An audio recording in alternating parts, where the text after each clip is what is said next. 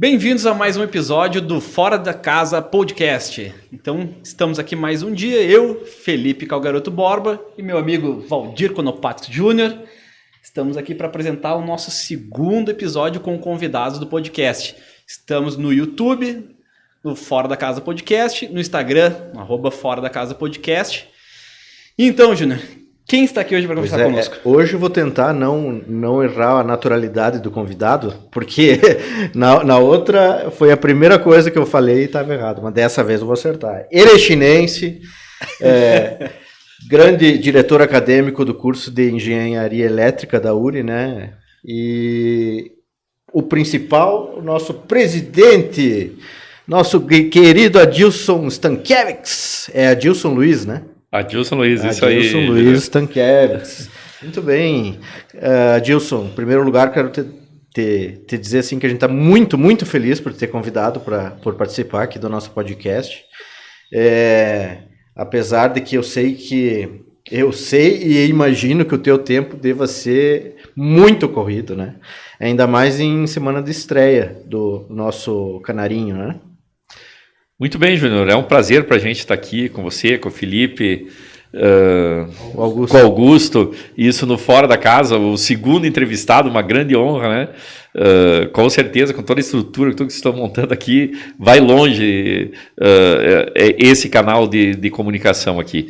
E para a gente é sempre um prazer falar de futebol, falar de esporte, algo assim que a gente adora e tá no sangue, né? Seja futebol, jipe, rally, o que tiver, que tiver adrenalina, nós estamos juntos. Que beleza. Adilson, a ideia aqui então, como todo mundo já sabe, é um papo mais leve, descontraído. A gente vai abordar alguns assuntos realmente do dia a dia, porque afinal é interesse a gente saber o que está acontecendo principalmente com o Ipiranga, né? Mas não só com o Ipiranga, também como é que está um pouco dessa correria do dia a dia. Então fica à vontade para conversar. Aqui, interromper também. Besteira é admitida, não tem problema, tá? Adilson, eu acho que nada mais viável do que a gente começar com uma pergunta e aliás nem sei se é uma pergunta, mas podia citar para nós como é que é a tua história com o Ipiranga. Do Adilson com o Ipiranga. Onde é que começou essa relação aí? Bom, essa pergunta ela vai longe, né? Meu pai é sócio do Ipiranga desde 1967. Então o primeiro título foi antes de eu nascer, inclusive. Foi naqueles títulos patrimoniais que o Ipiranga estava vendendo para construir o estádio, né?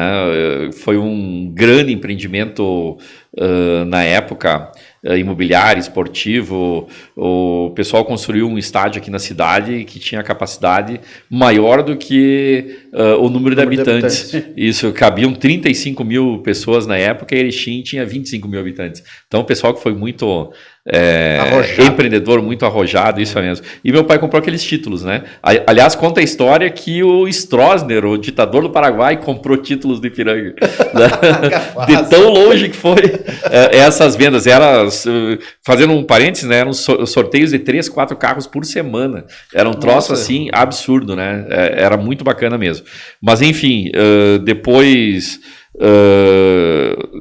desse período, então, o meu pai teve 2 títulos, depois teve o título de sócio juvenil em 75, 76, que era outra formatação que o Ipiranga tinha, né?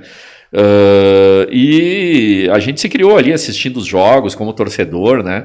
Naqueles tempos áureos que jogava o Paulo Gaúcho, depois jogou o Sandro Sotile, o Ailton, goleador do Gauchão, né? Depois foi para o Internacional, seleção, Alemanha. Ídolo na Alemanha, artilheiro. Exato. Então o Luiz Freire, que era um meia de extrema qualidade, né?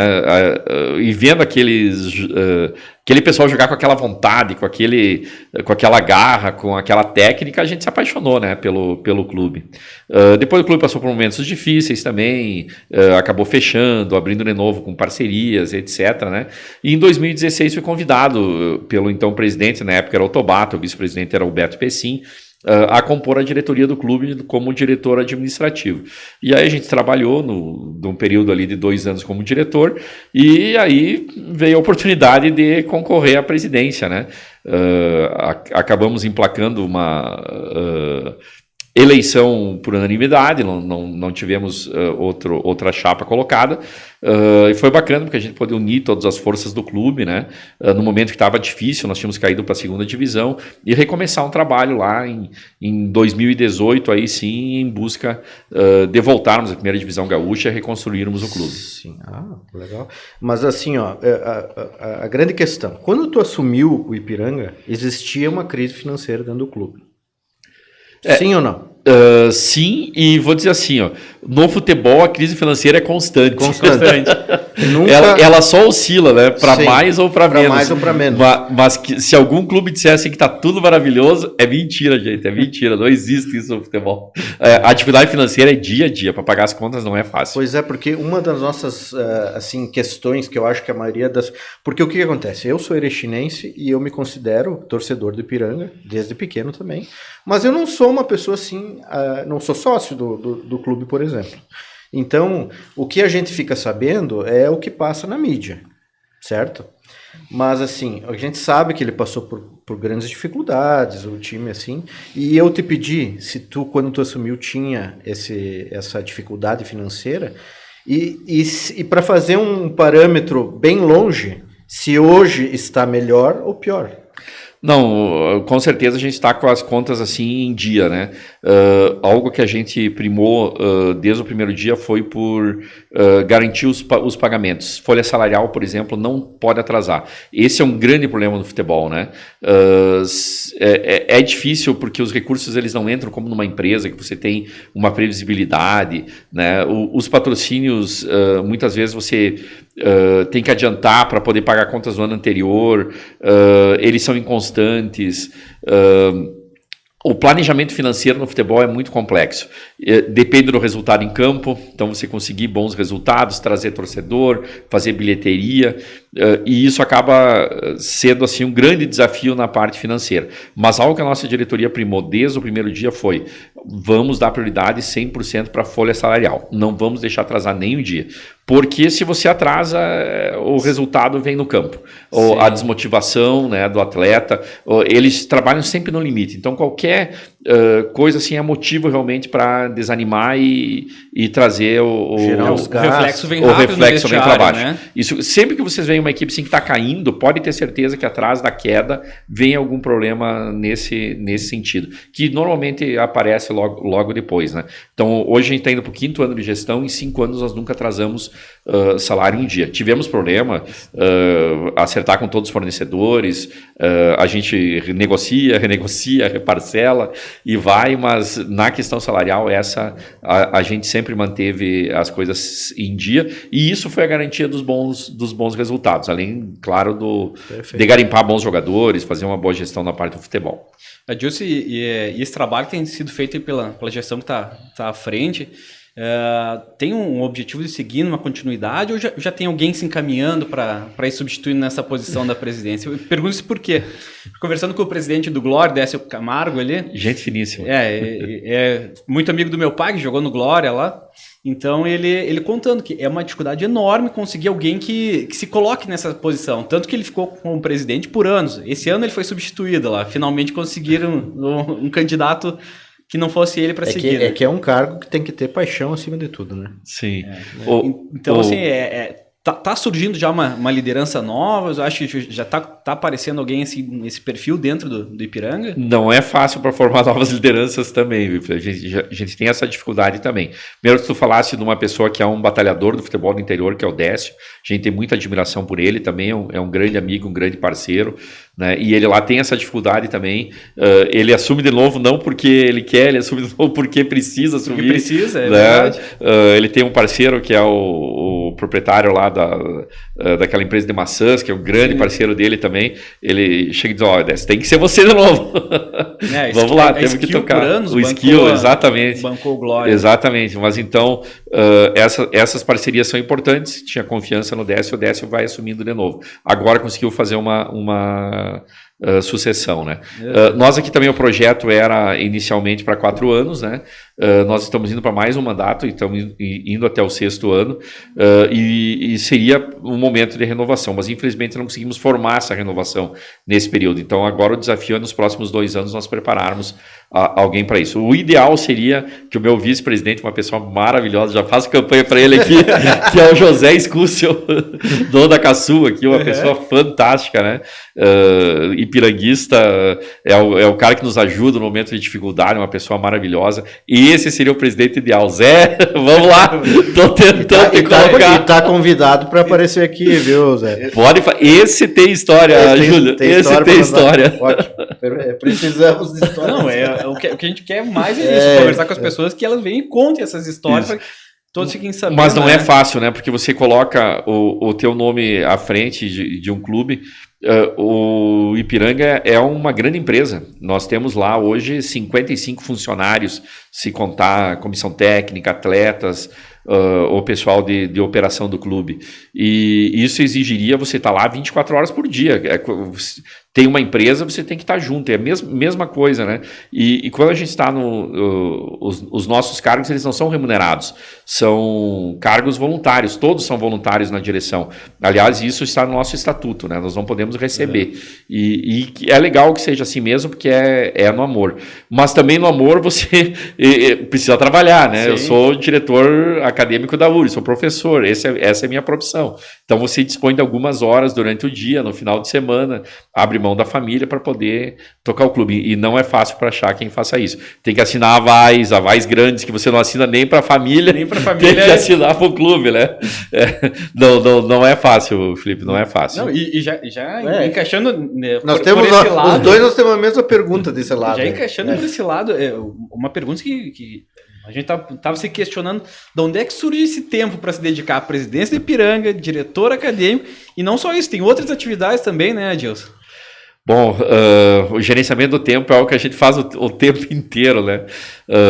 Tem 24 horas no dia, tem que fazer as coisas acontecer naquelas horas, seja o turno da manhã, da tarde ou da noite. A gente vai se virando e consegue resolver. Já está há bastante tempo nessa tocada, né? Desde que eu me formei na universidade em 91, em 92 já comecei a dar aula, então trabalhava 3 turnos. Para mim é normal, e também se passa um final de semana sem ter o que fazer, eu fico enlouquecido. Sou super ativo. Já sinto falta. Tem que arrumar alguma coisa, mais né? Um hiperativo. Mais um hiperativo. Atrás das câmeras, temos mais um. Não é só o Severino ali, o Augusto, que não consegue ficar parado. Temos mais um. E a Ana, minha esposa, é muito parceira. Ela disse, arruma alguma coisa a fazer, para de me incomodar. Mas e tem arrumado. Aí surgiu já o hospital, o Jeep Clube. Isso, exatamente. O Jeep é outra paixão. Tem o Jeep Willy 76, adoro fazer trilha. Infelizmente, nesses últimos anos não tenho conseguido sair para as trilhas com a mesma periodicidade que saía com os amigos, né? É uma turma maravilhosa lá do Jeep Clube também. E além disso, a gente também atua no rally, né? Desde 2006 eu fiz a direção de prova de todos os rallies de Erechim, né? Os últimos 2 anos, por causa da pandemia, que não houve o rally, mas até agora fui sempre o diretor de prova. Agora sim, lá a gente preparou sucessão, agora tem gente muito boa para tocar a direção de prova do Rally Erechim. Dilson, na questão assim a gente sabe, quem acompanha o futebol sabe que o Ipiranga passou os últimos 3 anos chegando no jargão futebolístico, nos 48 do segundo tempo e não alcançando a tão almejada vaga para a Série B, né? Tu acha assim que tem alguma coisa que faltou no sentido de, nós podíamos ter feito isso assim, que ia dar aquele gol que faltou, ou aquele pontinho que faltou? Chegaram a fazer esse brainstorming depois? Fizemos e estamos tentando aprender, não com os erros, mas aprender com a experiência, né? Com aquilo que já aconteceu. Então, só fazer um pequeno histórico, né, daquilo que a gente fez até agora no clube. Então, 2018, quando nós assumimos, o clube estava na 2ª divisão, sem recursos, sem atletas. Tinha 2 meninos que tinham subido da base, eram os 2 únicos que estavam contratados dentro do clube, que depois acabaram até sendo dispensados, com 4 meses de salário atrasado do grupo anterior. Foi um troço assim, muito difícil realmente. Nossa. Naquele primeiro momento, para a gente conseguir dar a volta e começar a montar a equipe. Montamos uma equipe competitiva, fomos o ano inteiro líderes da competição e chegamos no jogo do acesso contra o Aimoré. Vencemos em casa por 2-1, mas tomamos um gol. Aí fomos jogar em São Leopoldo contra o Aimoré. 32 minutos do segundo tempo, uma bola alçada, o nosso goleiro resbala, tudo errado, o jogador adversário cabeceia, a bola cai assim por cima do goleiro, um troço pavoroso. 1-0 para o Aimoré. 2-1, 1-0, 2-2, mas eles fizeram um gol qualificado, nos tiraram fora da competição e nos mantiveram na segunda divisão por mais um ano. Extremamente doloroso, porque a gente tinha feito um esforço muito grande financeiro, técnico, para conseguir subir, e não foi possível. Segundo ano, trouxemos o Fabiano Dykes. Né? O Fabiano era conhecido por ser retranqueiro, por jogar por resultado, e era o que a gente precisava naquele momento. Nós tínhamos um time que era limitado, um time que tinha dificuldades, mas o Fabiano sabia montar o time com aquelas dificuldades, né? E conseguimos, perdemos para o Glória de Vacaria do Décio em casa, por 2-1 na semifinal. Então o primeiro jogo em casa perdemos, fomos a Vacaria no jogo de volta e chegamos lá, uma festa montada, né? Tinha locutor de rodeio, laser, chopp, fogos. Fogos. Quando descemos do ônibus assim, diz o diretor, o Argenta, o Ricardo, né? Pro Jackson, o nosso centroavante: olha que festa que os caras aprontaram aqui, seu Jackson. Deixa comigo. E foi. 10 minutos de jogo, pá, gol do Jackson. E aí o Fabiano fala aquilo que ele faz melhor. Em vez de pegar e ir pra cima, ele recua o time. E o campo fica assim, né? Sim, sofreu, mas terminou o jogo 1-0 pro Ipiranga, pênalti. E aí nós subimos nos pênaltis num jogo fantástico, fenomenal lá em Vacaria. Depois fomos campeões da divisão de acesso, vencemos o Esportivo em em 2 jogos aqui em Erechim por 2-1. Fomos lá para Bento, eles prepararam a festa de novo, né? Meu amigo Zadela, presidente, tinha a festa do vinho de Bento Gonçalves, tava a rainha, tava o prefeito, fizeram toda a festa, né? E aí nós trouxemos o título, carimbamos a festa deles, eles né? ficaram com vinho e branco caneco. Pô, e eles nos tratam muito bem lá, levaram cuca, vinho e caixa. Pô, muito bacana, pessoal muito legal lá de Bento. Então, só fazer um parênteses, nesse momento tu acha que foi assim a virada? Foi a virada, porque se nós ficássemos mais um ano na segunda divisão, o clube fecharia as portas. O clube vive das verbas de televisão e só tem verba de televisão na primeira divisão. Nós estávamos jogando também Série C, né? E a Série C do Campeonato Brasileiro, ela só paga a hospedagem e alimentação. Ela não paga mais nada, você não recebe mais nada. Então você tem que achar recursos para pagar a folha, pagar todas as outras despesas de outras fontes. É muito complicado. Você estando na segunda divisão e jogando uma Série C, nós termos conseguido nos agarrar no primeiro ano já foi um milagre. Sim, né? Sim. E no último jogo a gente se salvou, é outra história também. Sim. Isso. Mas nesse ano de 2019 aí, o time aí ganhou... quando você fica campeão, mesmo o jogador mediano, ele cresce. Sim, né? sim. Ganha confiança, ele arrisca e dá certo. E aí o time começou a encaixar, reforçamos um pouquinho e quando vimos, estávamos lá na final que decidiria quem subiria ou não contra a equipe do Confiança.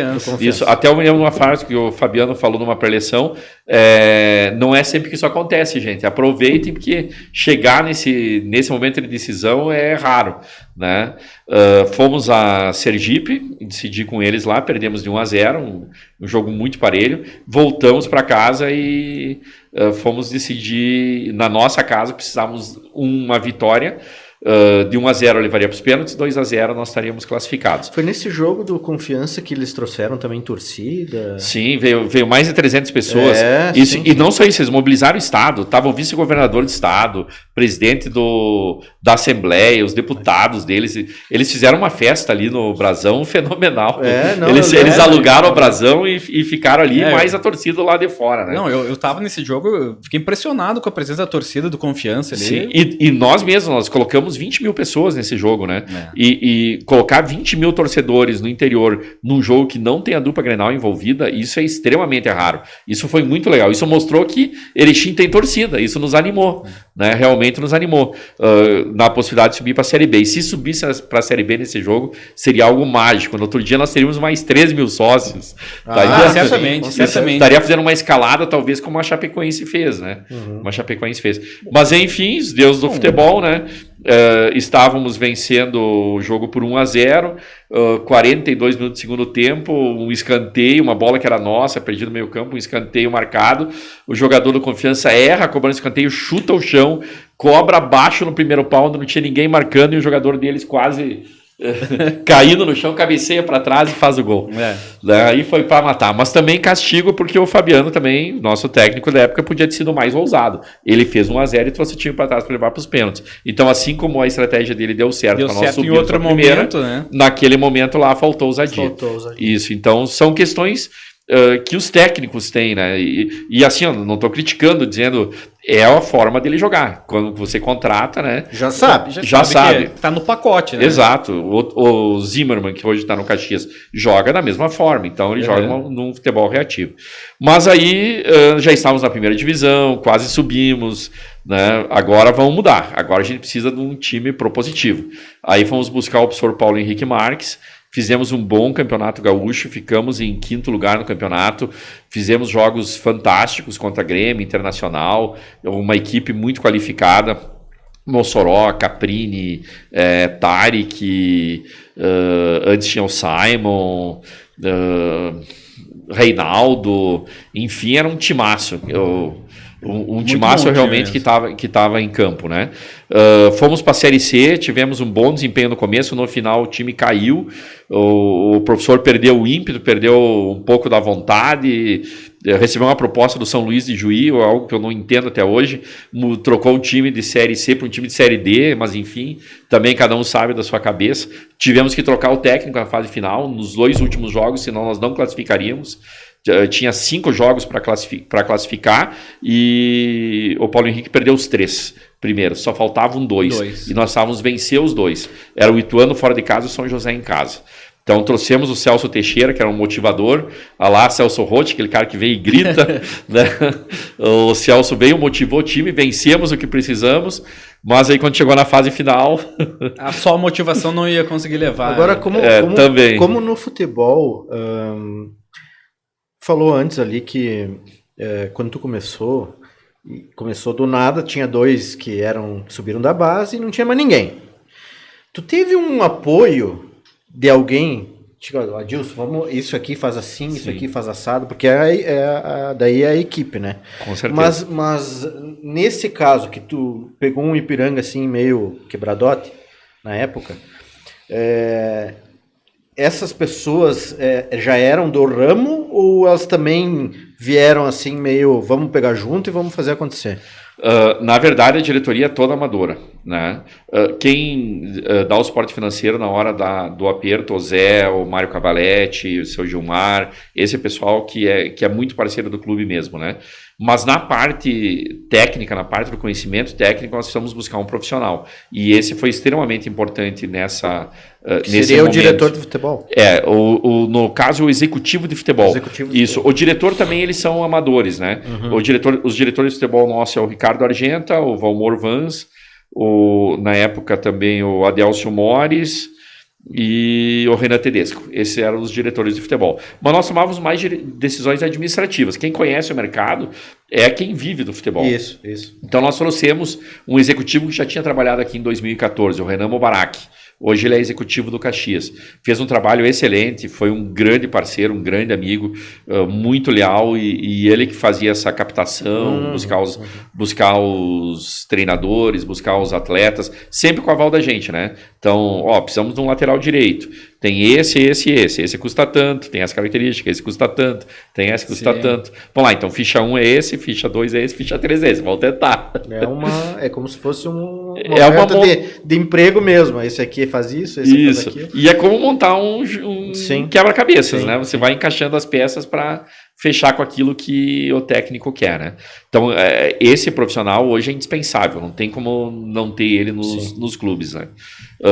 O Atlântico aqui tem a sorte e a competência também de ter uma pessoa maravilhosa que é da cidade, que é o Elton, né? O Elton Dalla Vecchia faz esse trabalho e é um diretor remunerado do Atlântico e ele faz um trabalho fenomenal. Seria excelente ter alguém assim, né?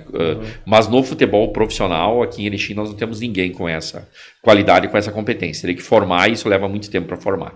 Não é fácil. Seguindo, então, nesse ano quase subimos, não subimos em 2020, né? Porque no último jogo nós ficamos à dependência de um resultado paralelo. Nós precisávamos vencer o Paysandu na nossa casa, que já não seria fácil, e dependíamos do jogo Remo e Londrina, acontecendo lá em Belém do Pará. Em condições normais, o Remo era mais time que o Londrina. Então, nós tínhamos uma boa esperança que o Remo venceria ou não perderia para o Londrina. O empate bastava e nós precisávamos vencer o Paysandu. Vencemos de 1-0 o Paysandu e estávamos nos encaminhando para Série B até os 45 do segundo tempo. Surgiu um gol bruxo. Quando um jogador que entrou há poucos minutos antes fez um gol contra no Remo, né? Algo que a gente não engoliu até hoje, mas tudo bem, isso. Não é fácil essas situações, né? E quem subiu foi o Londrina, que o destino rebaixou o Remo nesse ano de 2021. Né? Então, não quero dizer que aqui você faz, aqui você paga, mas o mundo da bola gira. E também não estou falando que houve nada errado. Né? Sim, claro. Deixar bem claro que essas situações aí, sim. A bola gira e cai no mesmo lugar. Vamos dizer que é só o karma, né? Só o karma. bem por aí, né? Mas enfim, 2020, então quase subimos pela segunda vez, né? Muito triste, os atletas estavam comemorando em campo porque todos achavam que tinham subido, eles não sabiam do resultado, né? E de repente vem a notícia que lá do outro lado tinha saído o gol, aí foi um banho de água fria. Fomos então para 2021, campeonato que praticamente emendou em 2020 por causa da pandemia. Agora com o Júnior Rocha, trouxemos um técnico emergente que tinha também uma forma de jogar que nos agradava, propositiva, etc. Fizemos um excelente Campeonato Gaúcho, 5º lugar no Campeonato Gaúcho, entramos na Série C mais uma vez, fomos primeiro lugar, o maior número de pontos de toda a nossa história da Série C. Foi isso, e até a fase final. O que nos tirou fora, né?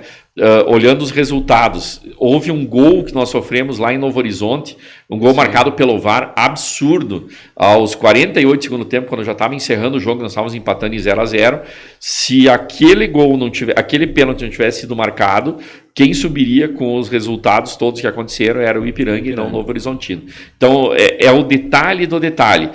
Teve a primeira derrota em casa para Tombense, mas se nós tivéssemos vencido aquele jogo, nós chegaríamos no último jogo também precisando da vitória lá em Tombos. Né? O resultado realmente que nos tirou fora foi aquele empate com o Novo Horizontino. Isso que deu para eles 2 pontos a mais e para nós 1 ponto a menos. Esse é o que acabou nos alijando da competição. Então, acho que é importante contar a história para pensar o que fazer agora para parar com esse bate-bate lá atrás. Né? Justamente. Mas a gente viu que campanhas boas surgiram de quando o Ipiranga assumiu essa ideia de um time propositivo, né? E agora, para esse ano, está sendo alterado, está sendo mantido um perfil mais propositivo para o clube, né? Isso. Uma mudança grande de elenco, inclusive, né? Como o time foi muito bem, teve muita visibilidade no ano passado, normal que os outros clubes vieram buscar os nossos profissionais aqui. Boa parte dos jogadores foram parar na Série B, né? E comissão técnica, o Júnior, o Macaé e o Alexandre Andrés foram para o Figueirense. É um clube de massa, né? Já teve em Série A, etc. Então tem muito mais condições de pagar bons salários do que nós. Levaram mais o Muriel e o Claitinho, né, que era da nossa equipe também.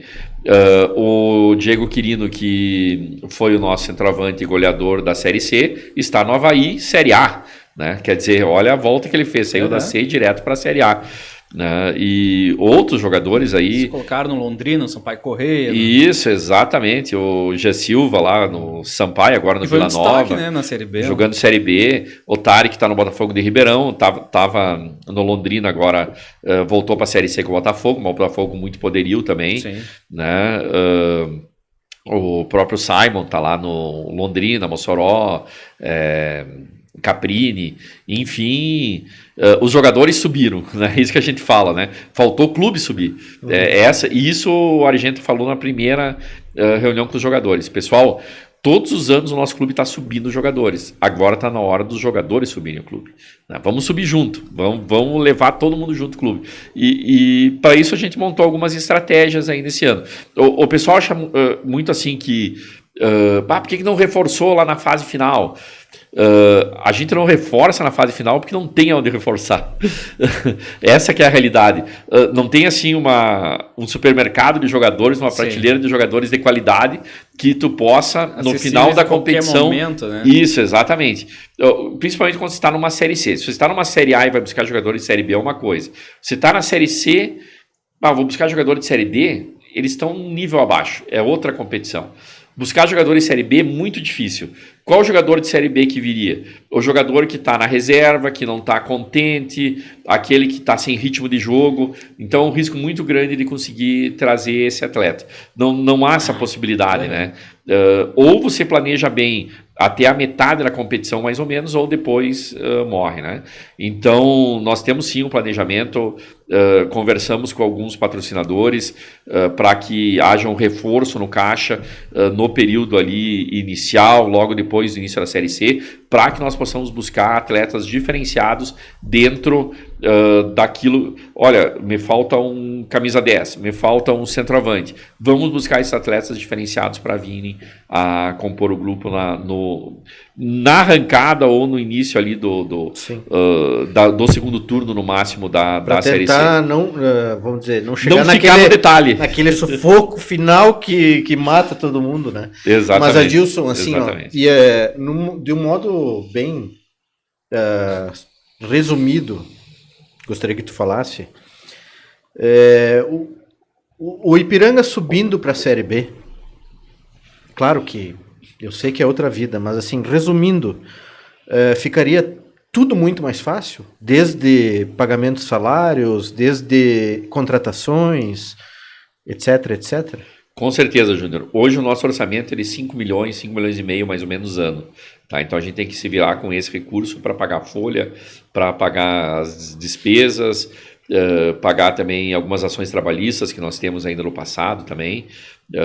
Não é fácil gerenciar tudo com pouco recurso. Agora, se você sobe uma Série B, só de televisionamento entra mais ou menos 9 milhões de reais. Então, tu já tem um recurso de 5, você tem mais 9 e tem o acréscimo de outros ainda. Patrocínios, por exemplo, um patrocinador master dos clubes aqui do Sul é o Banco Banrisul. Dobra o patrocínio para a Série B do valor pago. E é assim de forma geral com todos os patrocinadores. Então, nosso orçamento tranquilamente vai para 15, 16 milhões. Puxa vida, 15, 16 milhões... assim, a gente não tem nada a esconder, tá? Hoje a dívida total do clube, total, que está alongada aí para 10 anos, é de 4 milhões de reais. Nós somos um clube muito solvente. 16 milhões, nós pagamos nossa dívida à vista. À vista. E sobra 1 milhão por mês. nem sei se vamos saber gerir tudo isso. Assim, para ver como é que é o negócio, né? E como é que vocês sentiram assim, a aceitação por parte da CBF, dessa proposta de alteração da fórmula da Série C, inclusive com a distribuição de cotas, da meia cota da Série B, seria essa a proposta, né? Isso, o que acontece, né? A Série A, B e C, elas foram formatadas com 20 clubes para que em algum momento acontecesse isso. Ou seja, que tivesse um campeonato de pontos corridos com 38 jogos, ida e volta, porque isso dá mais visibilidade para os patrocínios que Parece você obtém. Um produto melhor, né? Um produto melhor para você entregar para quem transmite, para você poder fazer uma... Hoje tem esses sites de aposta que colocam muito dinheiro, você pode vender os seus direitos de transmissão internacional, é muito interessante. E a Série C hoje do Campeonato Brasileiro, com os clubes que nós temos, né?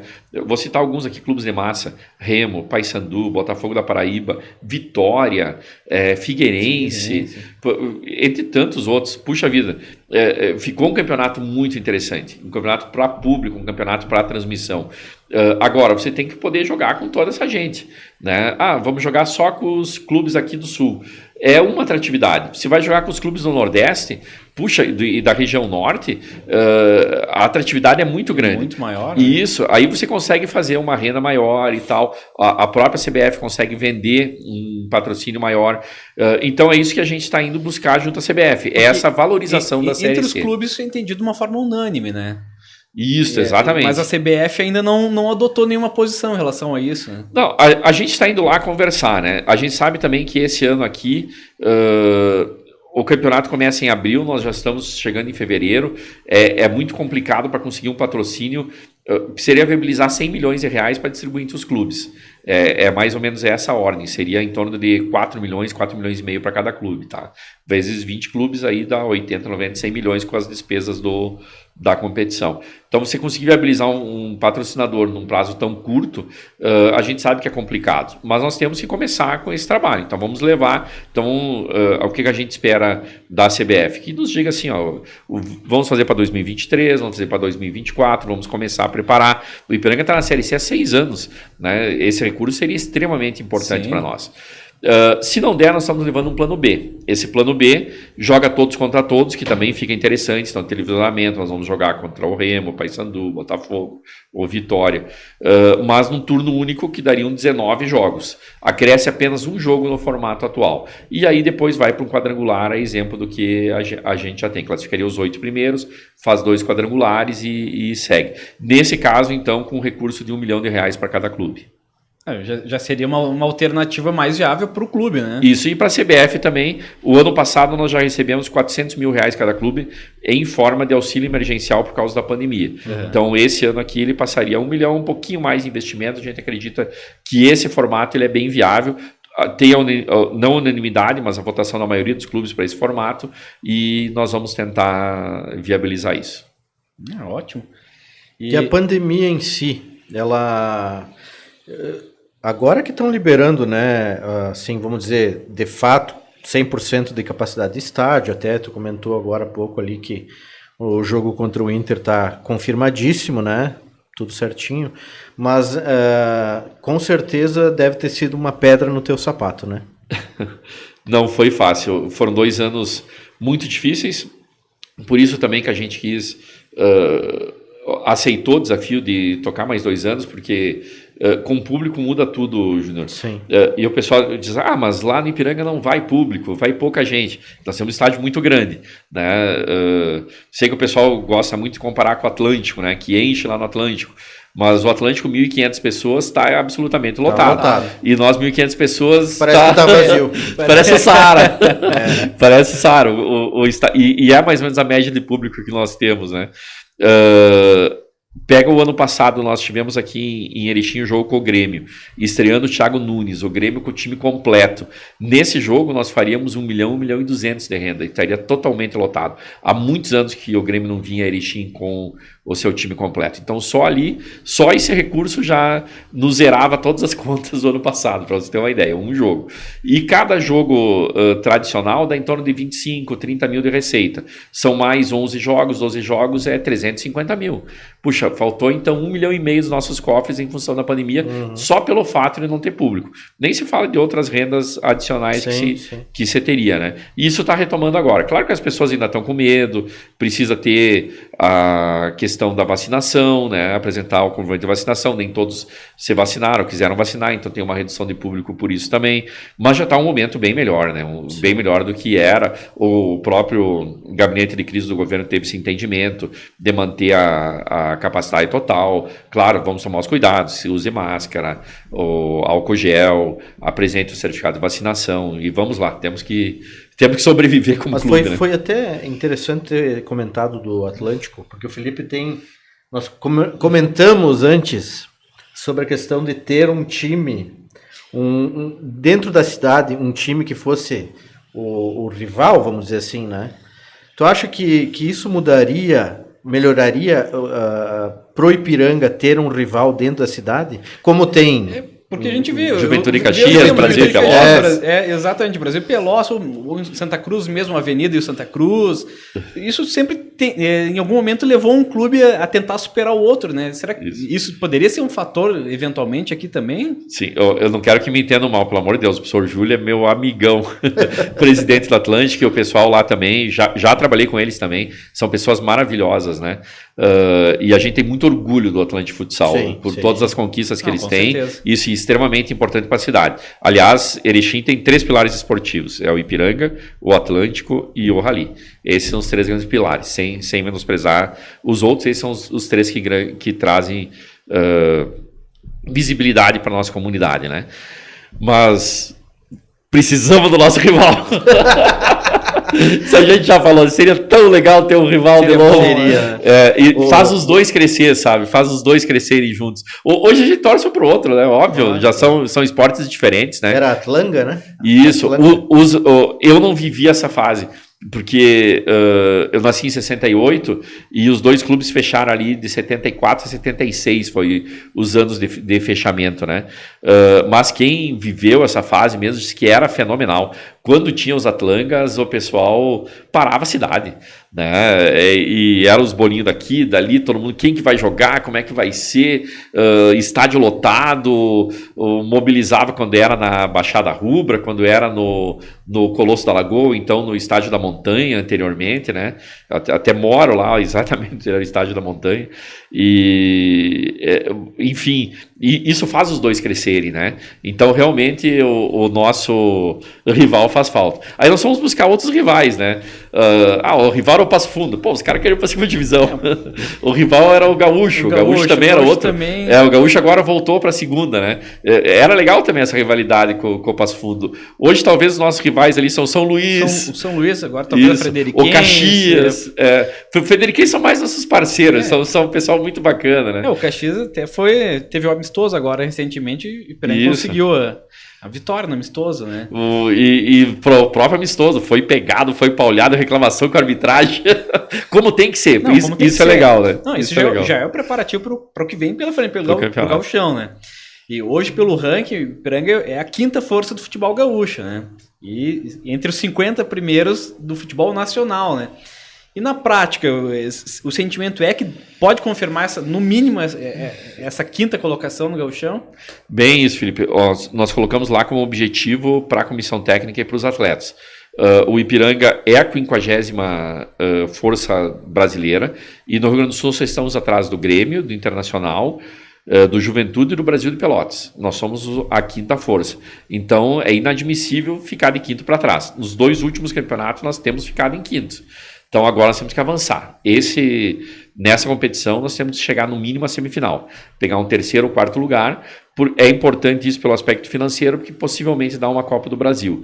Muito difícil de perder a Copa do Brasil. Se bem que esse ano o Caxias, com 4º lugar, acabou não pegando a Copa do Brasil, porque Grêmio Internacional foram miseravelmente mal, para dizer o mínimo. Foi lamentável. E aí não abriram vagas por outras competições nacionais para a Copa do Brasil aqui do interior, né? Só ficou o Brasil, acho, com vaga, o Glória que pegou pela copinha, né? Isso, pela copinha, e os demais ficaram chupando o dedo. Nós achamos que nós íamos disputar com o 5º lugar, o Caxias tinha certeza que disputaria com o 4º lugar e acabaram ficando de fora, né? Mas enfim, faz parte, e esse ano o nosso objetivo então é ficar pelo menos entre os 4 colocados. E na Série C é subir para a Série B. Isso virou obsessão, né? Tudo tem que levar para lá. A gente tenta tomar todo cuidado para não desfocar. O gauchão é importante, é difícil. Não pode nem pensar em cair. Por isso que nós estamos projetando um objetivo ali na frente, né?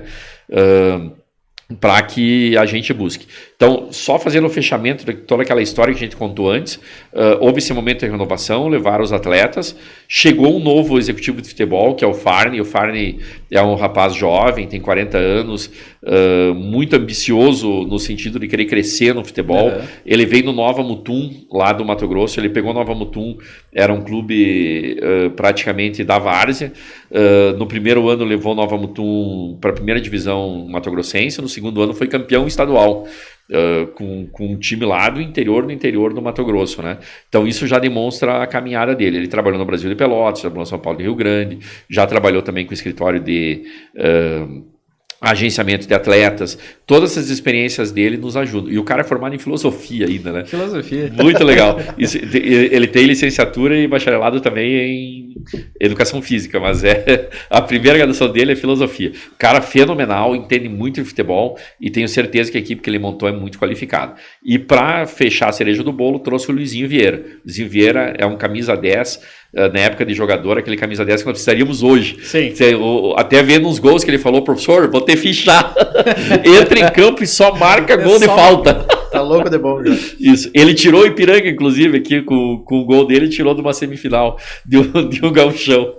Então agora tá na hora de nos colocar na semifinal, já que tirou lá em 93, 94 por lá. Não, nós queria saber como é que tá, porque assim, a gente vê nas redes sociais do Ipiranga a questão das categorias de base, né? Até foi tu que acompanhou essa parte mais da categoria de base. Sim, a gente tem visto que o Ipiranga tem feito boas campanhas, né? Tanto no Sub-20, Sub-17, né? E isso era algo que a gente estava comentando. Assim, é um projeto assim, melhorar as categorias de base para tentar colher ali na frente um atleta para reforçar a equipe ou até mesmo uma negociação que venha reforçar o caixa do clube? Sim, com certeza. Então, categoria de base. Quando eu trabalhei no clube como diretor administrativo em 2016, 2017, a direção da época resolveu montar uma categoria de base própria do Ipiranga. Até aquele momento ela era terceirizada. E o que a gente observou lá como gestor administrativo? É que todos os custos do futebol profissional eles são iguais na categoria de base. Só não tem o salário do jogador. Mas você tem que dar alimentação, moradia, toda a estrutura, viagem, material, tem que pagar o técnico, o preparador de goleiros, a fisioterapia. Quer dizer, você tem no mínimo 40, 50 mil reais de gastos mês com a categoria de base. É investimento. É um investimento a longo prazo. Você colhe em 10, 12 anos de boa estrutura, né? E se o clube tem um caixa reduzido, esse valor faz falta no caixa. Muita falta. Exatamente. Sim. Então nós optamos por, quando assumimos, o primeiro ano foi de reestruturação. Não tinha dinheiro nem para pagar luz. Então, muito menos para ter categoria de base. Primeiro ano não teve base realmente em 2018. Aí, a partir de 2019, fizemos uma parceria. A parceria com a escola Colosso Futuro, que era a escolinha de futebol que nós tínhamos, gerida pelo professor Tel, né? Fizemos um contrato, esse contrato especificando exatamente os investimentos que a escola teria que fazer e aquilo que as contrapartidas que o Ipiranga teria que dar e os percentuais em caso dos atletas virem a serem negociados. Isso, né? Exatamente. Então, a partir daí foi criado, hoje nós temos a categoria Sub-20, que é os antigos juniores, o Sub-17, que era o juvenil, Sub-15, Sub-13, e vai até os 5, 6 aninhos ali, né? Já tendo bons resultados, chegou no Campeonato Sub-20 à semifinal do Campeonato Gaúcho, né? Caímos fora pro Internacional, para a equipe do Internacional. Depois o Inter fez a final com o Brasil de Pelotas, era Brasil e Rio Grandense, se eu não me engano, de Santa Maria, outra semifinal. Então já está dando bons resultados, os atletas já estão circulando, já tem atleta que está jogando no Juventude, já tem atleta que está que bom. Indo para outros lugares, e logo isso aí vai começar a gerar negócios, vai começar a ter retornos para o clube, né? Também recursos não saem do clube especificamente, como a gente tem as nossas negativas certinhas com FGTS, INSS, etc., a gente consegue captar recursos então do Pro Esporte, né? Essa é outra situação diferente. Por exemplo, futsal, ele é considerado esporte amador. Então você consegue captar recursos pro futsal diretamente. Agora, o futebol profissional não tem essa opção de captação de recursos. Mas nas categorias base, sim. Então nós temos projetos aprovados e projetos que estão indo muito bem nas categorias de base, né, funcionando no sub-17, sub-15, né, e que acabam viabilizando isso e formando essa gurizada realmente, fazendo com que se tornem bons jogadores aí no futuro. E hoje já tem 5 jogadores que estão compondo o time profissional, 5 oriundos da categoria de base. Já é um bom indicativo de que o futuro é promissor, né? Exatamente. Esse é o futuro, assim, do futebol. A falar em futuro do futebol, a questão do SAF, eu peço para ele porque ele é meu consultor esportivo, tá? Existe alguma discussão que SAF é viável para clubes do interior, para clubes do Ipiranga? Ainda nem chegou a se discutir esses assuntos no âmbito aqui de Erechim. O SAF é o novo nome do antigo Clube Empresa. É uma evolução do Clube Empresa, né? Não é o mesmo perfil, mas é mais ou menos a evolução. O que eu penso? Ele é viável para clubes que estejam muito endividados. Olha, não tenho mais saída. Eu estou chegando num ponto aqui, eu estou com as minhas verbas, são bloqueadas, verba de bilheteria, de cota de TV, não tenho mais o que fazer. Agora eu preciso achar um parceiro, né? Então você vai vender uma participação do clube para um parceiro. Se você vai vender para o parceiro vai ter interesses. Tem que cuidar que esses interesses não sejam contraditórios com os interesses do clube. Esse é o grande problema das parcerias. Que foi um problema bem notório que ocorreu com o Figueirense, né? Que agora fez uma SAF. Antes da SAF. Isso, acho que a empresa lá era Elephant, se eu não me engano, né? O que acontece? É isso que eu digo. O objetivo da empresa, o objetivo do empresário que investe no clube é ter retorno sobre aquilo que ele investir. Ele não está preocupado em ter títulos, em ter longevidade no clube, em fazer um papel bonito na competição para a torcida. Ele quer vender o jogador. Se chegar faltando 5 jogos para a final e o atleta dele se sobressair, ele vai tentar, a todo jeito, colocar o atleta em outro clube, porque é ali que ele vai tirar recurso e o título esquece.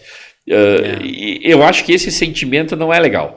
O clube, quando ele se torna empresa, ele fica frio, a torcida automaticamente ela acaba se desanimando, afastando.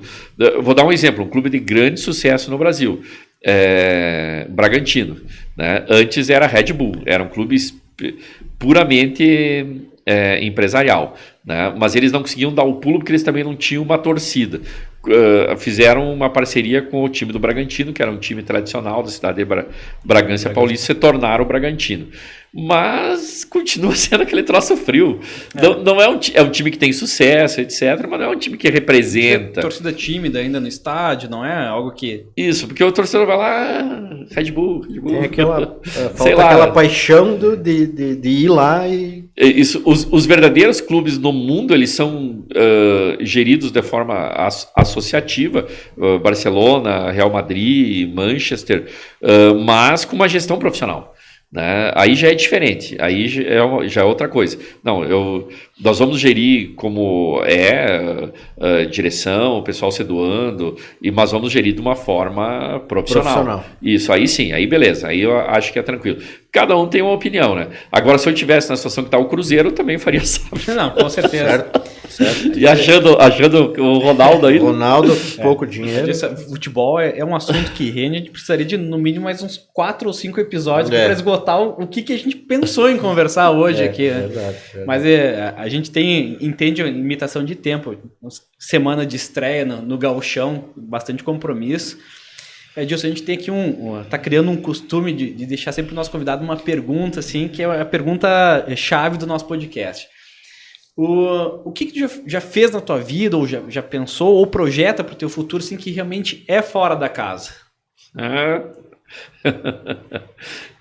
Essa é livre, pode devagar à vontade aqui. Ou foi algo que tu viveu, ou que tu presenciou... Pode ser que tu quer presenciar. Dentro do futebol, na tua vida pessoal. Não, tem muitas histórias aí, e isso é muito legal. Até eu falava para os meus filhos esses dias, né?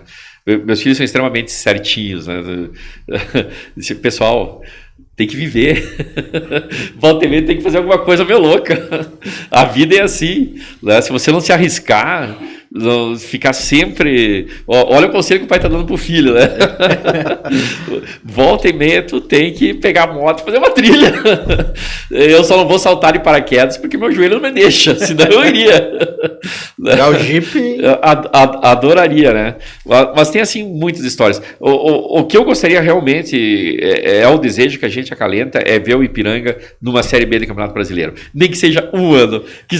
Foi muito esforço para tudo isso que a gente fez. Isso realmente eu gostaria de ver. Subir. Mas o ano que vem vai cair, não importa. Queremos subir, queremos mostrar que é possível, mostrar tudo que uma Série B pode fazer para a comunidade. E tenho certeza, chegando lá, a gente pode ficar e, quem sabe, seguir passos aí como a Chapecoense seguiu. Mas com a tua experiência de hoje, é mais fácil, o mais difícil é subir ou é se manter depois que subir? Olha, eu acho que é subir, viu, Júnior? O pessoal diz, mas e depois se cair? Não tem problema. Se você... O Confiança, que subiu contra nós, caiu agora, está na Série C. Mas eles ficaram 3 anos na Série B. 3 anos se organiza a casa. Você troca o teu gramado, coloca um gramado moderno, você troca a iluminação. Depois você cai para uma Série C, de repente a Série C agora vai ter cota, né?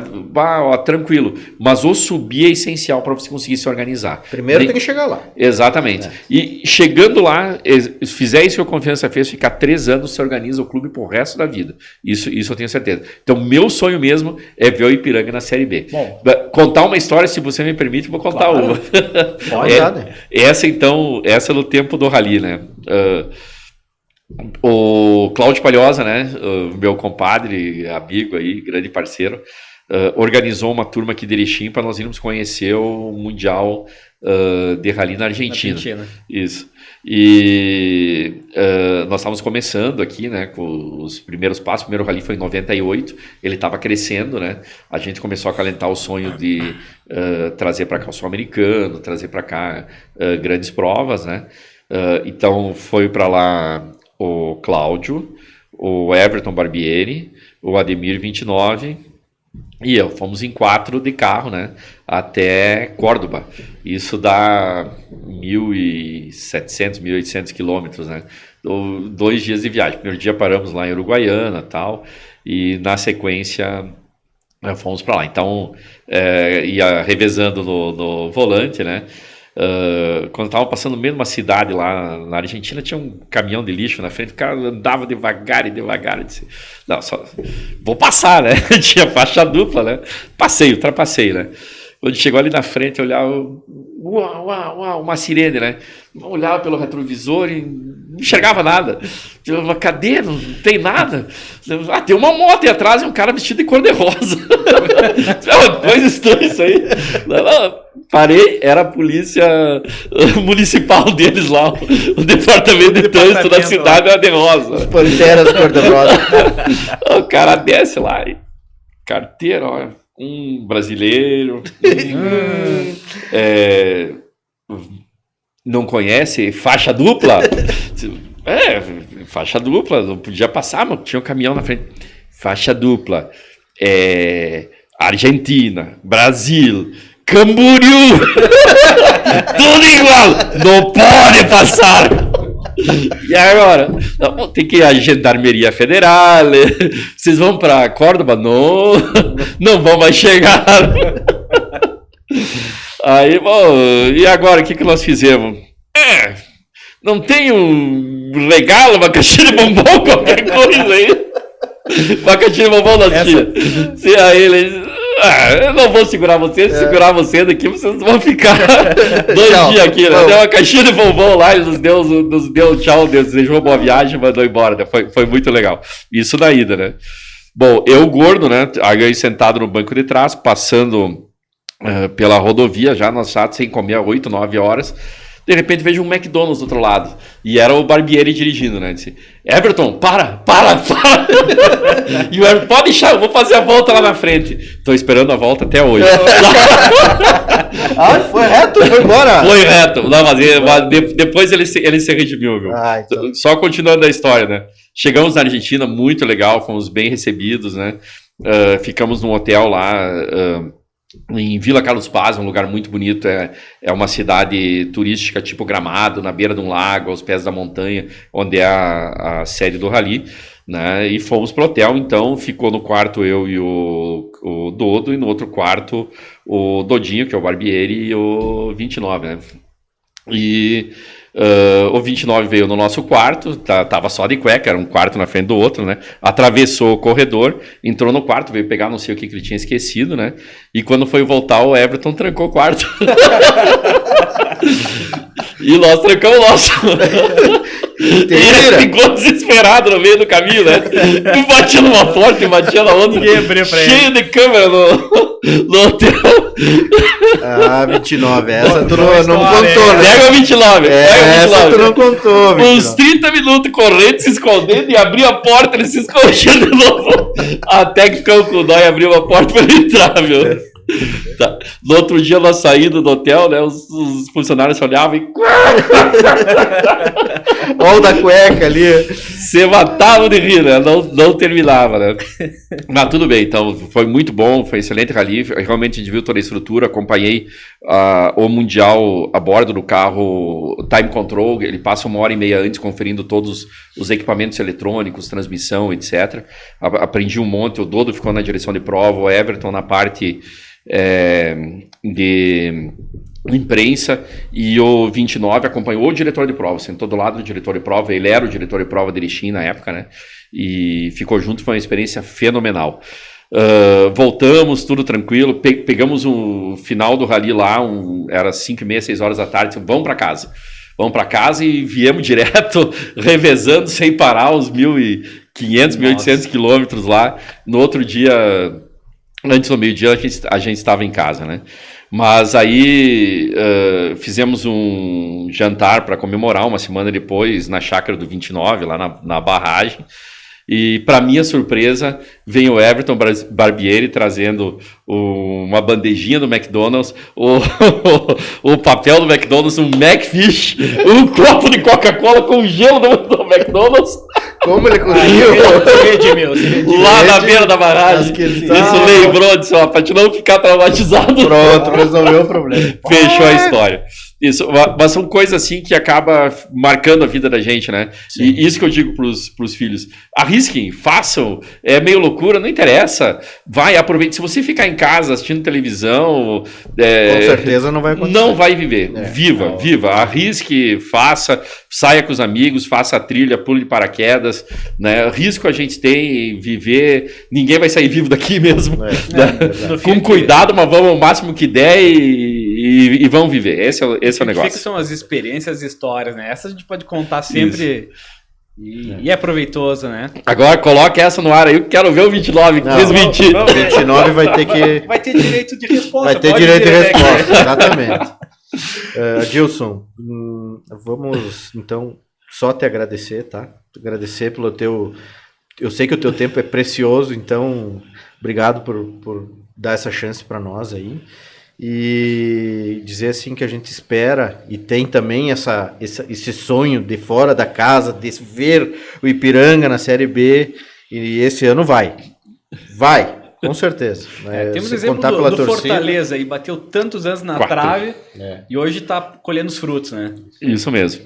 Quem sabe vai ser o ano do Ipiranga, é isso que a gente quer, por isso que a gente se preparou. Muito obrigado pela oportunidade, foi um prazer estar aqui, muito gostoso, tá? Realmente um programa que vai ser sucesso. Sucesso total. Obrigado. Então, vocês podem acompanhar o podcast Fora da Casa, tanto no YouTube, no Fora da Casa Podcast, quanto no Instagram, Fora da Casa Podcast, e também vai ser disponível esse episódio no Spotify. Agradecemos aí a visualização de todos e continuem nos acompanhando. Curtam, compartilhem e vamos levar isso aqui para frente por muito tempo ainda.